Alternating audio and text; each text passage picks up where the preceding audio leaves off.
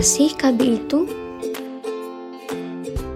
KB atau keluarga berencana adalah suatu usaha untuk mengatur jumlah dan jarak anak guna meningkatkan kesehatan dan kesejahteraan keluarga. Lalu apa saja manfaatnya? Yang pertama yaitu menghindari kehamilan risiko tinggi. Yang kedua, menurunkan angka kematian ibu dan bayi. Yang ketiga, meringankan beban ekonomi keluarga. Dan yang keempat, membentuk keluarga bahagia sejahtera. Siapa sih yang harus ber-KB? Pasangan usia subur yaitu usia 15 sampai dengan 49 tahun yang ingin menunda kehamilan, menjarangkan kehamilan, atau mengakhiri kehamilan.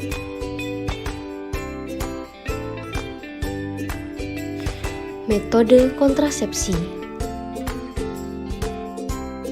Metode kontrasepsi adalah cara, alat, atau obat yang digunakan untuk mencegah kehamilan, yaitu metode laktasi, implan atau susuk, kondom, IUD atau spiral, pil KB, steril, dan KB suntik.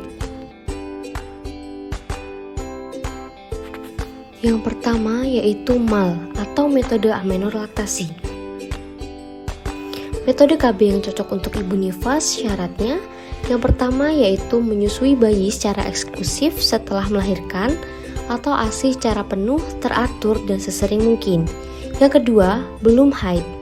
Yang ketiga, efektif hanya sampai dengan 6 bulan. Yang kedua yaitu kondom. Keuntungan pemakaian kondom yang pertama, efektif bila digunakan dengan benar. Yang kedua, tidak mengganggu produksi ASI. Yang ketiga, murah dan mudah didapat. Yang keempat, mencegah penyakit menular seksual. Keterbatasan pemakaian kondom yang pertama yaitu efektivitas tidak terlalu tinggi.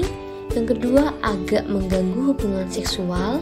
Dan yang ketiga, bisa terjadi alergi bahan dasar kondom. Jenis metode kontrasepsi yang ketiga yaitu pil KB. Pil KB ini efektif bila digunakan dengan benar, tidak mengganggu hubungan seksual, dan harus diminum setiap hari. Terdapat dua macam pil KB. Yang pertama ada pil kombinasi berisi dua hormon yaitu estrogen dan progesteron. Pil kombinasi ini tidak untuk ibu menyusui. Contohnya Microgynon, Mercilon, Diane, Yasmin, dan lainnya. Yang kedua yaitu mini pil berisi satu hormon yaitu progesteron. Mini pil ini tidak mengganggu ASI, dapat terjadi gangguan haid, contohnya Excluton, Microlud, dan lainnya. Selanjutnya ada KB suntik. KB suntik ini merupakan salah satu alat kontrasepsi dengan efektivitas tinggi dan efek samping yang sedikit. KB suntik ini juga tidak mengganggu hubungan seksual. Terdapat dua macam KB suntik. Yang pertama yaitu suntikan 1 bulan mengandung dua hormon yaitu estrogen dan progesteron. Suntikan 1 bulan ini mengganggu produksi ASI dan juga harus datang setiap bulannya. Untuk yang kedua yaitu suntikan 3 bulan mengandung satu hormon yaitu progesteron. Suntikan 3 bulan ini tidak mengganggu produksi ASI, harus datang setiap 3 bulan dan dapat terjadi gangguan pada haid.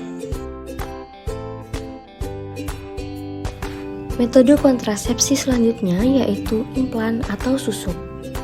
Implan ini dipasang di lengan atas bagian dalam, ada yang berisi 2 batang dan 1 batang. Implan ini efektif selama 3 tahun. Kelebihan dari pemakaian implan yang pertama, tidak mengganggu produksi ASI, yang kedua, tidak mengganggu hubungan seksual, dan yang ketiga dapat dicabut setiap saat sesuai dengan kebutuhan, dan kesuburan dapat kembali dengan cepat. Kekurangan dari pemakaian implan yang pertama yaitu dapat terjadi perubahan pola haid Dan yang kedua, dapat terjadi perubahan berat badan. Untuk menghilangkan rasa sakit saat pemasangan implan, gunakan anestesi lokal. Masukkan jarum tepat di bawah kulit pada titik pertama yang terdekat dengan siku. Kemudian, lakukan aspirasi untuk memastikan jarum tidak masuk ke dalam pembuluh darah. Suntikan sedikit obat anestesi untuk membuat gelembung kecil di bawah kulit. Kemudian, tanpa memindahkan jarum, masukkan ke bawah kulit atau subdermal sekitar 4 cm. Kemudian tarik jarum pelan-pelan sehingga membentuk jalur sambil menyuntikkan obat anestesi sebanyak 1 mili di antara tempat untuk memasang implan. Sebaiknya periksa terlebih dahulu inserter yang akan digunakan. Apabila ada implan yang sedikit keluar dari inserter, lakukan beberapa ketukan sedikit di meja dan dorong menggunakan plunger atau pendorong di lubang bagian atas cover atau tutup inserter. Ketiga, pemasangan implan. Pemasangan implan pertama, tusukkan inserter pada titik pertama yang terdekat dengan siku. Posisikan jarum inserter menghadap ke atas ke arah jam 12 dan perhatikan tanda batasnya yang berwarna hitam. Tusukkan inserter, jungkitkan, kemudian dorong secara perlahan.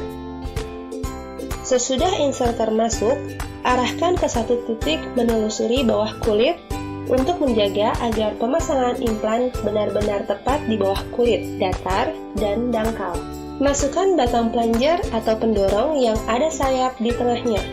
Posisikan sayap berada di bawah atau arah jam 6. Kemudian, tarik inserter secara perlahan, sementara itu tahan plunger atau pendorong sampai sayap pada plunger atau pendorong masuk tepat pada belahan di pangkal inserter.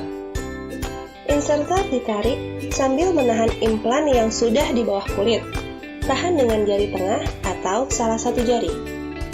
Inserter ditarik sampai tanda batas atau lingkaran warna hitam dekat ujung jarum inserter. Sampai implan pertama dalam inserter keluar dari inserter dan berada pada posisi yang benar di bawah kulit. Tahap 2. Pemasangan implan kedua. Pada titik yang sama saat pemasangan implan pertama, arahkan inserter sesuai dengan titik gambar pola yang sudah dibuat seperti huruf V, di mana kedua ujungnya berjarak lebih kurang 1,5 cm. Dorong inserter sampai batas atau lingkaran warna hitam pada pangkal inserter. Tahan dan putar plunger atau pendorong ke kanan sampai sayap pada plunger atau pendorong patah dan terlepas. Kemudian, tarik kembali inserter sampai plunger atau pendorong pengunci pada pangkal inserter yang ditandai dengan bunyi klik. Patahkan pegangan atau plunger atau pendorong sehingga implan kedua seluruhnya sudah terlepas dari inserter dan berada tepat di bawah kulit. Setelah kedua implan selesai terpasang tepat di bawah kulit, selanjutnya cabut inserter sambil menutup luka bekas inserter menggunakan kapas steril.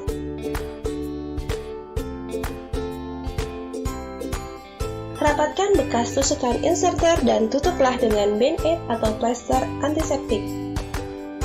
Setelah itu, gunakan perban untuk membantu plester antiseptik melindungi bekas luka inserter. Selanjutnya ada IUD atau intrauterine device, biasa disebut dengan spiral. IUD ini dipasang di dalam rahim untuk mencegah pertemuan sel telur dengan sperma.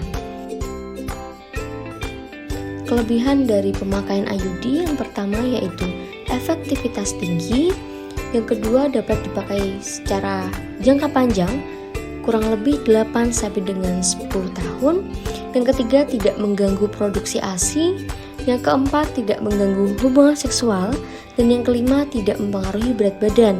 Namun dengan dipasangnya IUD ini bisa menambah lebih banyak darah yang keluar saat haid. Berikut ini adalah ilustrasi pemasangan IUD ke dalam rahim. IUD merupakan alat kontrasepsi kecil yang terbuat dari plastik dan tembaga yang dipasang oleh bidan di dalam rahim untuk mencegah kehamilan. IUD dapat bertahan di dalam rahim selama beberapa tahun. Untuk memasukkan IUD, bidan dapat memasukkannya ke dalam tabung yang sempit sehingga lengan yang fleksibel melipat tabung tersebut dimasukkan melalui leher rahim ke dalam rahim. Di dalam rahim, lengan IUD terbuka. Untuk menahannya di tempat dua benang tipis yang melekat pada IUD menggantung melalui leher rahim. Seorang bidan menggunakan benang ini untuk melepaskan IUD. Tembaga di dalam IUD menyebabkan peradangan di dalam rahim. Hal ini menghentikan sperma untuk mencapai dan membuahi sel telur dan juga dapat mencegah sel telur tertanam di dalam dinding rahim. IUD tembaga dapat mencegah kehamilan selama bertahun-tahun. Namun, bidan akan melepaskan IUD tersebut saat seorang wanita ingin hamil kembali. Setelah dilepas, rahim akan kembali normal dengan cepat. IUD adalah metode kontrasepsi jangka panjang yang sangat efektif dan reversibel. Tidak mempengaruhi kesuburan seorang wanita setelah dilepas. Beberapa efek samping dari IUD tembaga adalah menstruasi yang lebih berat, kram, dan bercak-bercak. Hal ini dapat menyebabkan ketidaknyamanan bagi beberapa wanita yang saat proses memasang dan melepaskan IUD karena dapat menyebabkan rasa sakit yang ringan. Lalu, kapan harus ber-KB? Yang pertama yaitu 6 minggu setelah melahirkan, yang kedua dalam 7 hari saat haid, dan yang ketiga setiap saat jika tidak hamil. Yang terakhir ada kontrasepsi mantap yaitu steril. Kontrasepsi mantap ini digunakan untuk pasangan suami istri yang benar-benar tidak menginginkan anak lagi. Kontrasepsi mantap ini dilakukan dengan cara pembedahan, bisa bius lokal, dan harus dilakukan oleh dokter yang terlatih. Kontrasepsi mantap ini sangat efektif dan bersifat permanen. Kontrasepsi mantap ini tidak ada efek samping dan tidak ada perubahan fungsi seksual. Contoh dari kontrasepsi mantap ini yaitu MOP dan MOW.